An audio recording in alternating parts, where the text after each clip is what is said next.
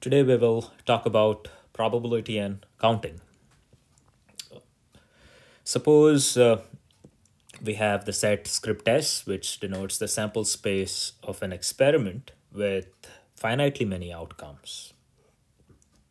That is, S is going to be a finite set. And the second condition that we were going to work with is that every outcome in S is equally likely. That is, if the set S has elements given by S1, S2, S3, all the way up to Sn, then the probability of the Sith outcome is going to be 1 over n, for I going from 1, 2, all the way up to n. To work out some examples, suppose we are sampling a single element from the set containing the letters capital A, B, and C.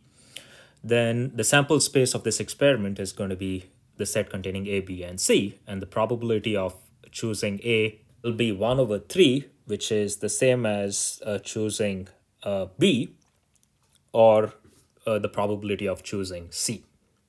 On the other hand, if we were sampling one element from the set A, B, C, so there are 4 elements in this set, the sample space again is going to be the set ABC, but now the probability of choosing a A is going to be 2 over 4, whereas probability of choosing a B is going to equal to probability of choosing a C, which is going to be 1 over 4.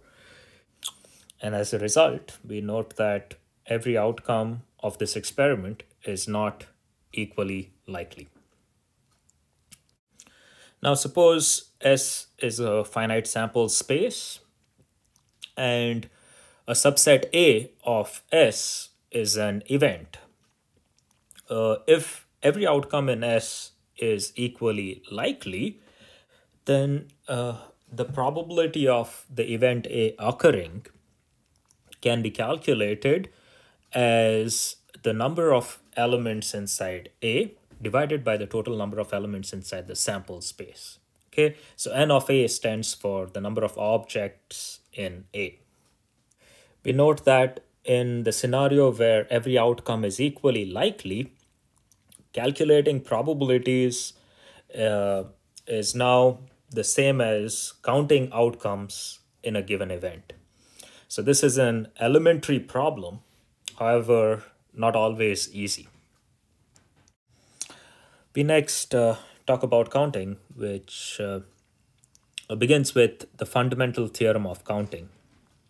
This theorem says that if there are k tasks, that is task T1, T2, T3, all the way up to Tk, and each of these tasks can be performed in, say, N1, N2, all the way up to Nk ways. And if T is the task of performing T1, T2, T3, all the way up to Tk in sequence, then the total number of ways to perform T is going to be given by the following formula. It's going to be the product of N1 times N2 times N3 all the way up to Nk. That is, the total number of ways to perform T is going to be the number of ways to perform T1 times the number of ways to perform T2 all the way up to the number of ways to perform Tk. When computing samples, we will often be faced with situations where we have to count the number of ways of selecting k objects from a set of n objects. And depending on how we make these choices, there can be 4 different possibilities. So for example, suppose we are required to select 3 numbers from the set of 10 digits, that is 0 all the way through 9. There are 4 possibilities of making a choice of 3 numbers. We could choose without replacement or choose with replacement from the set containing the 10 digits.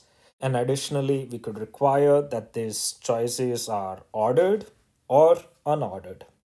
For choices without replacement and where order matters, 1, 1, 2 will not be allowed because there is no replacement allowed here. Whereas 1, 2, 3 will be different from 2, 1, 3 because order matters. On the other hand, if we were sampling without replacement and the samples were unordered, we would not allow 1, 1, 2 into the sample, whereas 1, 2, 3, 2, 1, 3, and 3, 1, 2 will all result in the same sample. On the other hand, if we were sampling with replacement and where order mattered, 1, 1, 2 would be allowed, whereas we would consider 1, 1, 2 to be different from 1, 2, 1. And finally, in the case where we are sampling with replacement and order does not matter, 1, 1, 2 would be allowed and 1, 1, 2 would be the same as 1, 2, 1. With these examples in mind, we will next move on to actually counting elements in each of these scenarios. So the number of possible arrangements of size k coming from n objects is going to be given in this following table. Without replacement and where order matters, we call them n permute k, which is going to be n factorial divided by n minus k factorial. Without replacement and unordered is going to be n choose k, that is given by n factorial divided by n minus k factorial times k factorial. With replacement and ordered would be given by n to the k choices. And with replacement and where order does not matter, we'll have n plus k minus 1 choose k number of choices.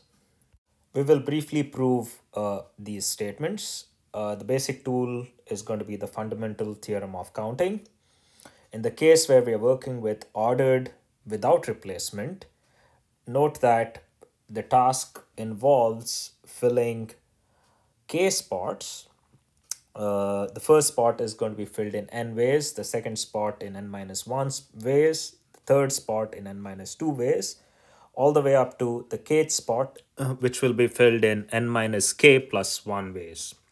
So that the total number of ways of doing this task would be n times n minus 1 times n minus 2, all the way up to n minus k plus 1, which is the same as n factorial divided by n minus k factorial. And this we denote by n permute k. We next talk about the case where we are choosing sets of size k, which are unordered and without replacement.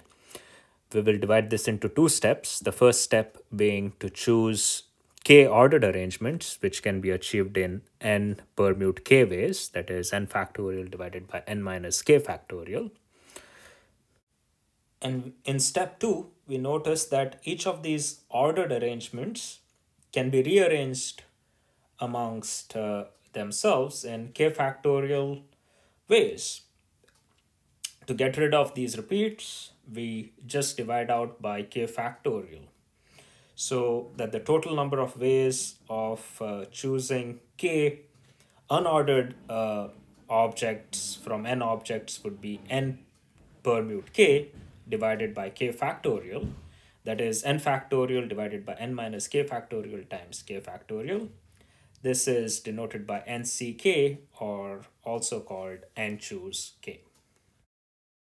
The case where we are dealing with ordered with replacement is the easiest of all of these cases. The total number of ways is just going to be equal to filling up k boxes, and each of these boxes can be filled in n ways, so we have n to the k choices. The final case is to deal with unordered without replacement.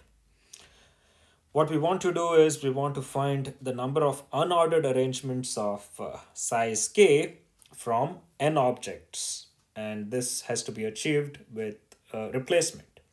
We reformulate this into a problem where we have to find the number of ways to choose k walls from n plus k minus 1 choices. And this latter task can be achieved in n plus k minus 1 choose k number of ways. To make sense of this final case, let's work out an explicit example where n equals 10 and k equals 3, right? So the set S equals 0, 1, 2, all the way up to 9. We have n plus k minus 1 to equal 12, which means we have 12 boxes as pictured here. And the sample 112 is going to correspond to putting 2 crosses after 1 and 1 cross after 2, which means to say that 1 is going to be repeated twice and 2 repeated once.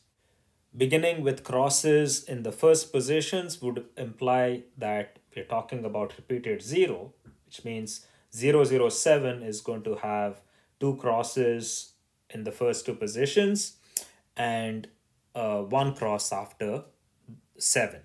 And finally, to represent 597, we would put a cross after 5, a cross after 7, and a cross after 9. This is all for now. See you around.